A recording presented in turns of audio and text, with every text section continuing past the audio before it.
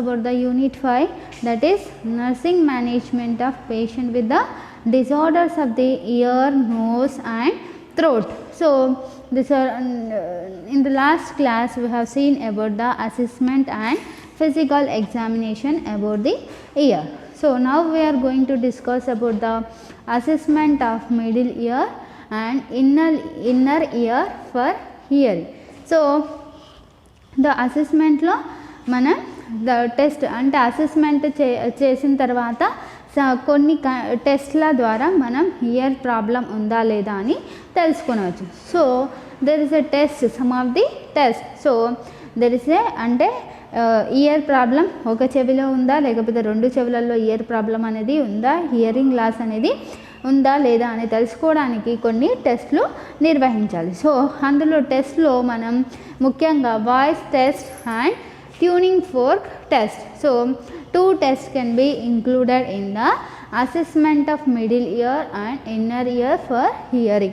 So the test includes the voice test and tuning fork test, and in the tuning fork test there is a two types, and there is a Weber test and the Rinne test. So first we will discuss about the voice test. So the first మనం voice test గురించి తెలుసుకుందాం. So the voice test, it is the 1 inch or 1 foot away and 1 foot away, we can stand 1 foot away from the patient, and there is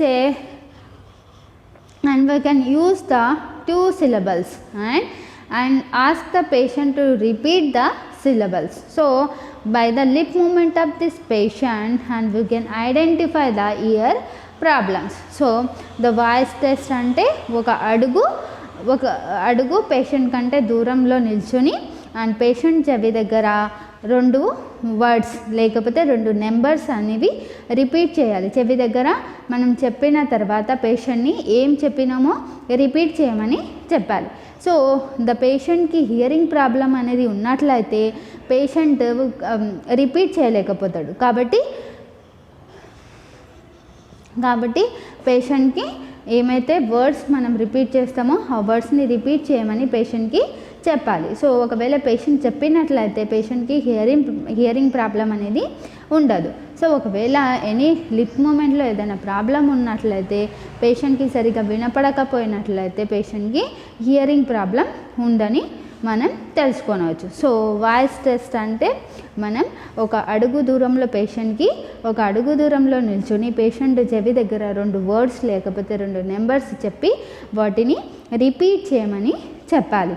so if patient is repeated that words and it is become normal. So ఒకవేళ patient repeat చేసినట్లయితే అది normal, and ఒకవేళ repeat చేయలేకపోయినట్లయితే పేషెంట్కి hearing problem ఉందని మనం గుర్తించాలి. So it is the voice test. So the next one is the tuning fork test. So the tuning fork test, it includes the 2 types. So first one is the Weber test and the Rinne test. So next one is the tuning fork test. So first one is the voice test and the next one is tuning fork test. So in the voice test, and we can do the test very separated for the ear. So in the voice test lo manam ఒక ఇయర్కి test చేసిన తర్వాత ఇంకొక ఇయర్కి test చేయాలి. So 2 ఇయర్స్కి సమానంగా test చేయాలి. అంటే మనం ఏ ఇయర్లో ప్రాబ్లం ఉందో అని తెలుసుకోవడానికి 2 ఇయర్స్ని టెస్ట్ అనేది చేయాలి ఇందులో వాయిస్ టెస్ట్లో. So we can identify the problem in which year by we can voice test. So we can identify the problem in the 2 years by the voice test. So the voice test should be conducted for each year. అంటే voice test అనేది 2 ఇయర్స్కి కూడా conduct చేయాలి. ఏ ఇయర్లో problem ఉందో తెలుసుకోవడానికి మనం voice టెస్ట్ని conduct చేయాలి. So next one is the tuning fork test. So the tuning fork, it is become U shape and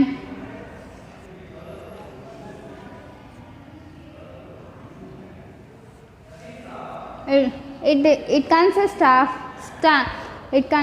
of stem and 2 prongs. So it is become U shape. So the tuning fork, it consists of stem.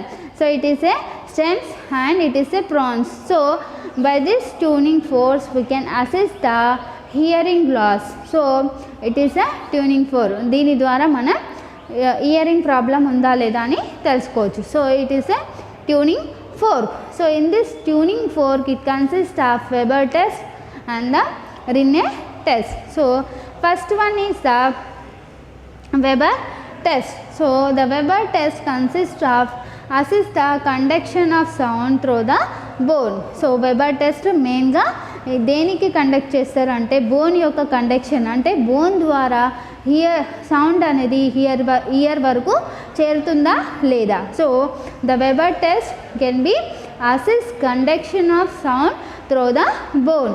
Means అంటే bone ద్వారా sound అనేది year అంటే లోపలి చెవి వరకు వినపడుతుందా లేదా అని తెలుసుకోవడానికి వెబర్ టెస్ట్ అనేది చేస్తారు. So the bone conduction means అంటే బోన్ కండక్షన్ అంటే there is a sound can B occur by the vibration and it can received by the ear. So the vibration అంటే వైబ్రేషన్ సౌండ్ యొక్క vibration అనేది చెవి లోపలి వరకు చేరుతుందా లేదా. సో దెర్ ఇస్ ఎ దానిని బోన్ కండక్షన్ అంటారు. సో ద బోన్స్ ద్వారా ఇయర్ యొక్క బోన్స్ ద్వారా సౌండ్ అనేది లోపలి వరకు వెళ్తుందా లేదా దానిని సౌండ్ బోన్ కండక్షన్ అంటారు. So the bone conduction means there is a sound can B occur by the vibration and it can be received by the ear. So it is called as bone conduction. In the Weber test, it can be done to assist the conduction of sound through the bone.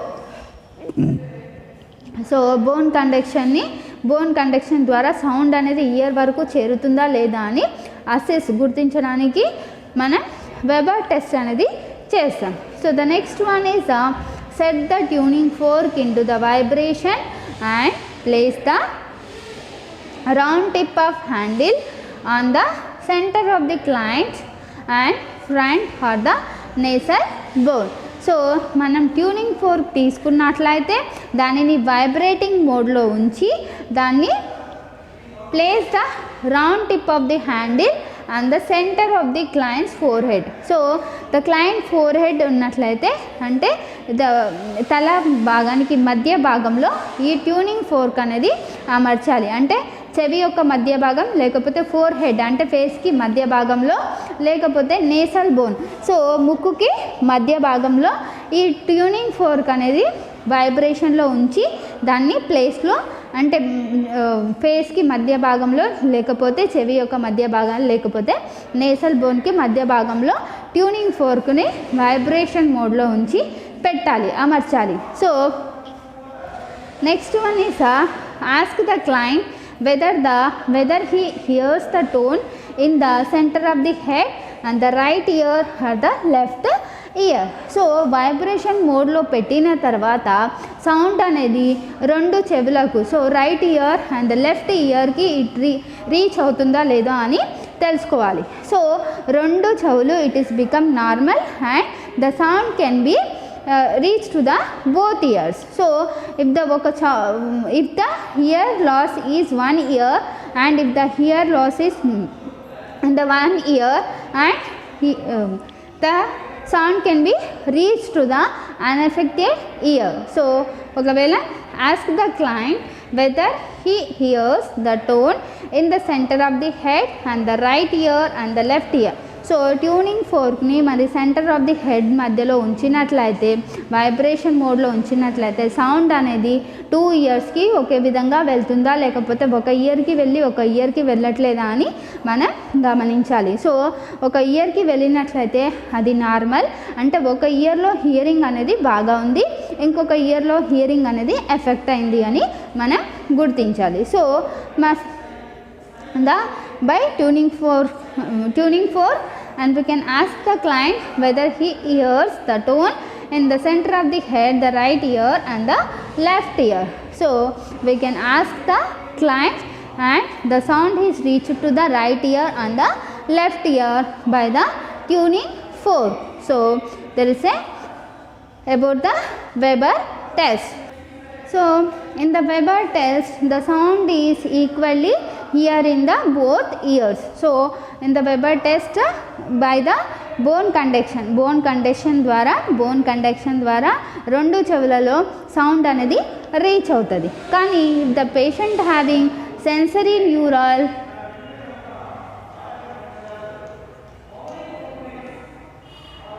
So if the patient having sensory neural hearing loss అంటే ఒకవేళ పేషెంట్కి sensory neural hearing loss ఉన్నట్లయితే sound అనేది ఒక చెవికి మాత్రమే వెళ్తుంది, ఇంకొక చెవికి ఎఫెక్ట్ అయిన చెవికి మాత్రం సౌండ్ అనేది రీచ్ అవ్వదు. So by the bone conduction the sound can be reach to the if the normal by the bone conduction the sound can be reached to the both ears. ఒకవేళ normal ఉన్నట్లయితే any hearing problems లేనట్లయితే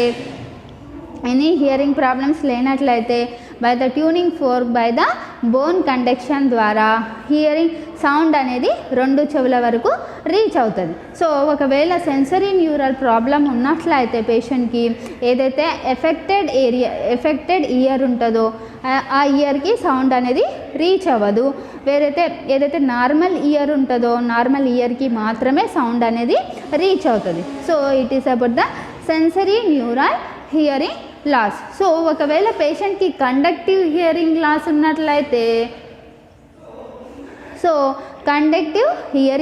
ఉన్నట్లయితే పేషెంట్కి ఏదైతే affected year ఉంటుందో దానికి మాత్రం బెటర్గా వినిపిస్తుంది. So unaffected ear the patient is not able to hear. So it is become opposite to the sensory neural hearing loss. So in the conductive hearing loss what will happen means conductive hearing లాస్లో గట్టిగా మాట్లాడినా కానీ వాళ్ళకి చిన్నగా వినిపిస్తుంది. So in the conductive hearing loss affected ear అనేది మంచిగా unaffected ear కంటే ఎఫెక్టెడ్ ఇయర్లో సౌండ్ అనేది మంచిగా రీచ్ అవుతుంది. So it is about the conductive hearing loss and the sensory neural hearing loss. So the next one is the Rinne test. So Rinne test, and it helps to differentiate the conductive from sensory neural hearing loss. So the conductive hearing loss and the sensory neural hearing loss, the difference అంటే వీటి రెండింటి మధ్య డిఫరెన్స్ని అంటే పేషెంట్కి conductive hearing loss ఉందా లేకపోతే sensory neural hearing loss ఉందా అని తెలుసుకోవడానికి రిన్నే టెస్ట్ అనేది చేస్తారు. So the next one is the shift the vibrating tuning fork between two positions. So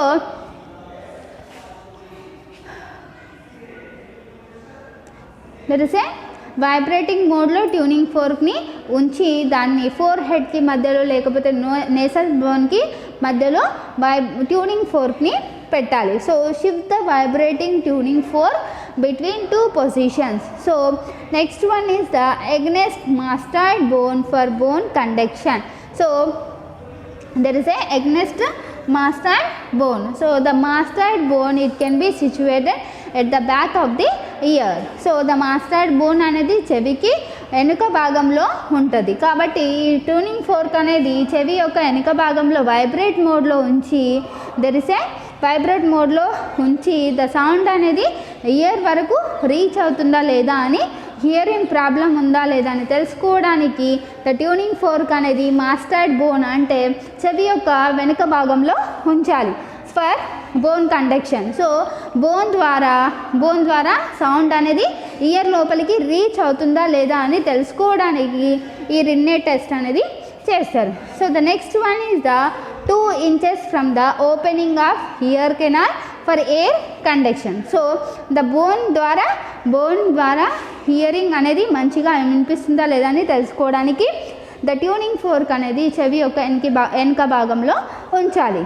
so by the air conduction అంటే by the air sound can be reach to the ear. So air ద్వారా sound అనేది చెవి లోపలి యొక్క భాగం వరకు reach అవుతుంది, దాన్ని ఎయిర్ కండక్షన్ అంటారు. So the 2 inches from the opening of the ear canal. So ear canal opening 2 inches దూరంలో ట్యూనింగ్ ఫోర్క్ అనేది వైబ్రేటెడ్ మోడ్లో ఉంచి ద సౌండ్ అనేది రీచ్ అవుతుందా లేదా అని తెలుసుకోవడానికి ద రిన్నే టెస్ట్ అనేది చేస్తారు. సో ద రిన్నే టెస్ట్ చేయడానికి ట్యూనింగ్ ఫోర్క్ అనేది 2 పొజిషన్లో ఉంచాలి. సో 2 పొజిషన్స్ అంటే ఒకటి చెవి యొక్క వెనుక భాగంలో మాస్టర్డ్ బోన్ ప్లేస్లో ఉంచాలి, వైబ్రేట్ మోడ్లో ఉంచి సో బోన్ ద్వారా సౌండ్ అనేది ఇయర్ వరకు రీచ్ అవుతుందో లేదా అని తెలుసుకోవచ్చు. So next position is year canal. So opening of the ear canal, చెవి యొక్క బయటి భాగంలో 2 inches of the ear canal. So the 2 inches దూరంలో ట్యూనింగ్ ఫోర్క్ అనేది వైబ్రేటింగ్ మోడ్లో ఉంచి చెవి యొక్క బయటి భాగంలో ఉంచడం ద్వారా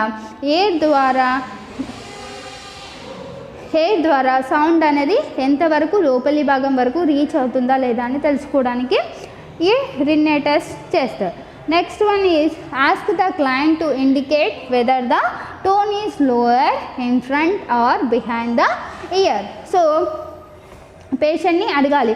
సో ట్యూనింగ్ ఫోర్క్ అనేది చెవి యొక్క వెనుక భాగంలో పెట్టడం వల్ల సౌండ్ అనేది తక్కువగా వినిపిస్తుందా లేకపోతే బాగా వినిపిస్తుందా లేదా అని ఫస్ట్ పేషెంట్ని అడిగి తెలుసుకోవాలి. So next patient tuning fork అనేది పేషెంట్ యొక్క చెవి బయటి భాగంలో ఉంచడం వల్ల బాగా వినిపిస్తుందా లేకపోతే చెవి యొక్క వెనుక భాగంలో ఉంచడం వల్ల సౌండ్ అనేది బాగా వినిపిస్తుందా డిఫరెన్షియేట్ చేసి మనం పేషెంట్ని అడగాలి.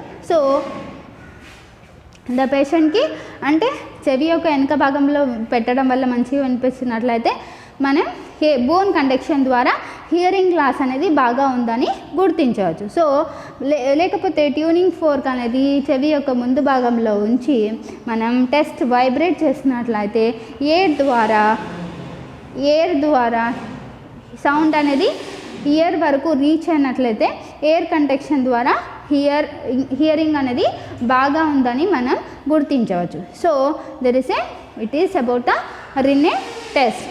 So the tuning fork test, it includes the Weber test and the Rinne test. So it completes the assessment of middle ear and the inner ear for hearing.